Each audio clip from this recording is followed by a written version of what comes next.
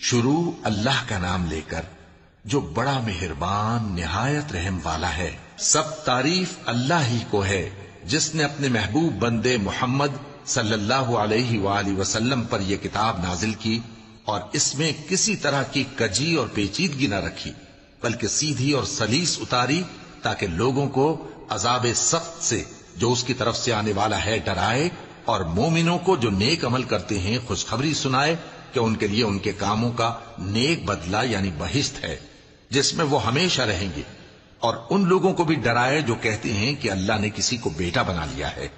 ان کو اس بات کا کچھ بھی علم نہیں اور نہ ان کے باپ دادا ہی کو تھا۔ یہ بڑی سخت بات ہے جو ان کے منہ سے نکلتی ہے، اور کچھ شک نہیں کہ یہ جو کچھ کہتی ہیں